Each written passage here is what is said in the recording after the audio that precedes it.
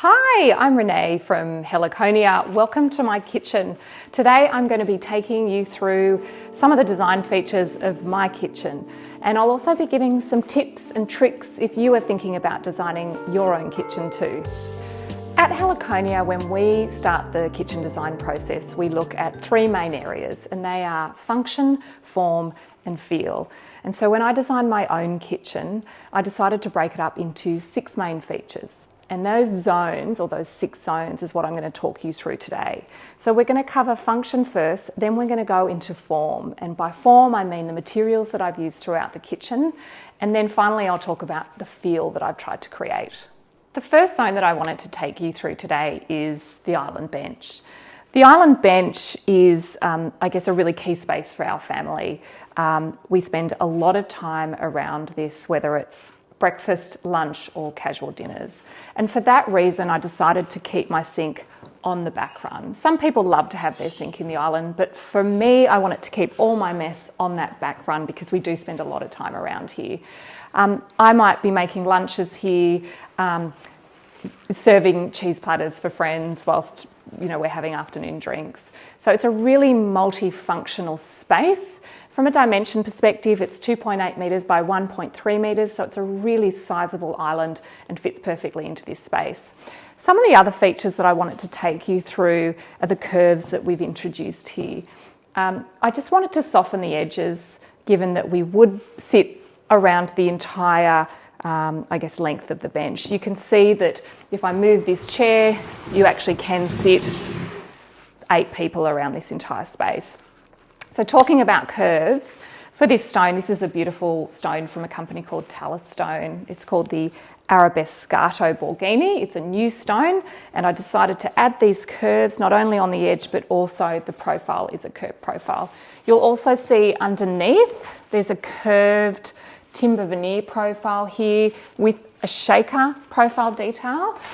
This shaker profile detail has been used throughout the entire kitchen, but because this island was to be one of the main features of the space, I decided to use the timber here.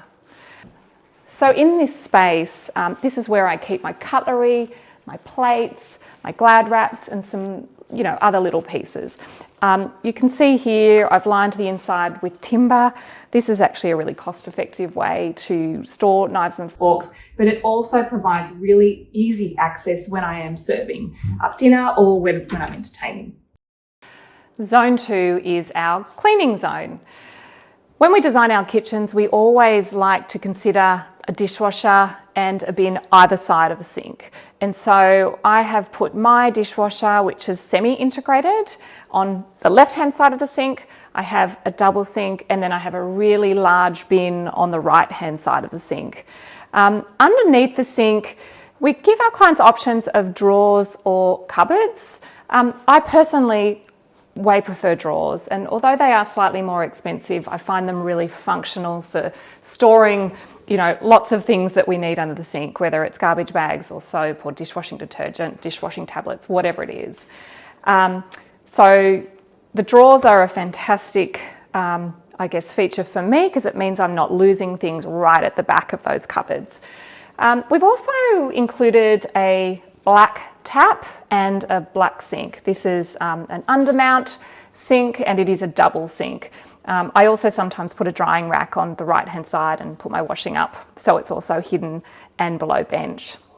One of the features that I also love and was really important in my kitchen was a splashback window, because I really love to spend time gardening, so it meant that I could have that connection with the outside and create a garden wall, which is forever evolving.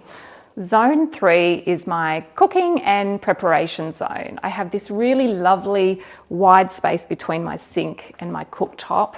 My cooktop is induction. It's a 5-burner induction. Underneath I have loads of storage for pots and pans. And then to the right of that, I have my wall ovens and my combined microwave oven. I just want to run you through some of the storage features in this zone, which I do spend a lot of time in. Straight underneath the cooktop, I store all my utensils. To the right of it, I have some spice I guess, insert, so it allows me to store all of my spices in a really neat way. I also have vertical storage for my chopping boards, so they're really easy to access. And the other fabulous feature, which everyone should have if they can, is just some dividers so that you can store all of your baking trays, cupcake trays, cake trays, whatever they are, in a vertical way, so you're not having that problem of stacking them and trying to find them. Because I do spend a lot of time in this zone, I have included this beautiful runner from Armadillo & Co. You know, as I said, I think I spend 90% of my time walking back and forward here. And I have one of my air conditioning vents just under here. And so as a result, in winter, this zone is very popular, not only for my animals, but anyone else who's in the kitchen. They tend to stand right here in front of the vent. So they're the features of my cooking and preparation zone. In terms of pantry design, which is my fourth zone, I wouldn't say it's the largest pantry, but it's a very hard-working pantry. So I wanted to take you through some of the features that I've included in my pantry. And the first one in zone 4 is the coffee and tea and baking zone. So the first feature I've included in here again is a smaller sink. It's just in front of this window, which is great for ventilations because it isn't a large space. So we've carried through the black tapware and the black sink. I have a small bench here where I've included my coffee machine, which is really hard working. And also I have my CleanMade, which I use to do baking. So firstly, from a coffee perspective, I've brought in some timber features as well. And the timber talks to the island features.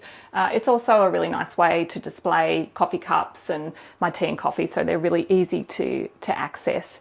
I've also used these beautiful handmade Zallige tiles for the splashback, which is just another element, and I have a really soft LED light under here, which is great for early in the morning and also in the evening when I don't want too many lights on. We have another dishwasher here, which is a great integrated feature. So this is fantastic if I'm just washing coffee cups or if I'm baking. I place everything in here and then it's easy to unpack. It's also great to have a second dishwasher if you do a lot of entertaining and you've got an overflow of things left over at the end of the night. I keep all of my baking things in this drawer here. I also have a little secret drawer where I keep my chocolate stash.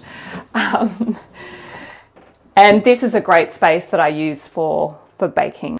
The fifth zone in my house is the pantry and food storage. Now, we actually find designing pantries sometimes to be the most challenging part of the design, and that's because they are so hardworking. So when it comes to food storage, there's so many ways that you can store food. You can have full height storage drawers. For me, I wanted to have a combination of open shelves, an extra bench space, and also some under counter drawers. It's no secret that I love drawers. Now, again, I've included an LED strip light here, and this is the place where I store my toaster and also my Thermomix. Again, in the mornings when people are making their toast and we don't want big lights on, big bright lights, I should say, this is great mood light just to help you wake up while you're making your toast. It's also the space where I keep all of our cereal and snacks, and then in these 6 drawers below the bench space here is where I used to store all the rest of my pantry items. So again, it's not the largest pantry, but it works for our family and it gives us that extra bench space that we need for our appliances. And here we are at zone 6. Zone 6 is actually one of my favourite zones, and that's because it is our integrated fridge and bar zone. It's also where we keep our cold water zip tap. I want to just take you through some of the features. So in this zone here, which links very closely to the dining table, we have some integrated fridges. They're all behind doors. I just really didn't want to see them. And so we actually have 2 of those, one for wine and one for beer or soft drinks. We also have this beautiful integrated storage for all of our wine glasses and our spirits. Here is, I guess, some of the design features that I've brought into the bar zone just to differentiate it from the kitchen zone. So this is a pressed metal, which we've sprayed the same colour as the polyurethane doors, and then we've integrated, or I guess included, these beautiful brass handles from Hepburn Hardware, which we've also used throughout the rest of the kitchen. We also then have this lovely bench space here. This bench space is again really useful when we're entertaining, if we do have platters or drinks that don't fit on the table. We also have included a cold water zip tap. Now, the reason that I put it in the bar zone is because I just wanted our guests and also my kids and their friends to be able to access water really easily. So all of our water glasses are kept in this fridge. So again, really easy to access a water and not feel like you need to be part of the kitchen zone. As I said, there's another fridge in here, and this is again a whole lot of storage that I use for when I'm entertaining. So it houses napkins and tablecloths and also some extra plates and cutlery. Just to sort of cover some of those design features, we've also brought the stone from the island. That's that beautiful Telestone Arabesco Borghini, and we've included it here on the splashback. We've also included this beautiful shelf which can house some of my keepsakes, as well as some feature lighting just to light this area and create that mood when we are entertaining. And finally, I just wanted to cover integration. This is our integrated fridge, and it really sits between all of our zones, the main cooking cleaning zone and our pantry food storage zone. I'll show you how it works. It just looks like part of the wall, but when you open it, it is a fridge, and the freezer is below here. Some of the other integrated features which I've already touched on are things like this integrated dishwasher. It just is a really good way to streamline your joinery so you don't have all of these different appliances popping out everywhere. Another integrated feature in my kitchen is my range hood. It actually tucks up underneath the overhead cabinetry. It can be operated just by touching the buttons here, and again, it's a really good way just to streamline cabinetry if you're not wanting to make a feature of that appliance. Again, some of the other features are, I've chosen a semi-integrated dishwasher here just so I could easily push the buttons, but you can get this as a completely integrated option if that's your preference. And finally, the fridges are all integrated behind cupboard doors. Again, just to streamline all of this joinery along this one back run. Well, thank you for coming along on the tour of my kitchen. I hope you got something out of it, some ideas, some tips, some tricks, what you can take into the design of your kitchen. We design many kitchens here at Heliconia, and everyone's needs are different. The design of this kitchen and our island and our dining and entertaining zone worked for our family, and I hope you can find some ideas for the design for your family. Thanks for watching.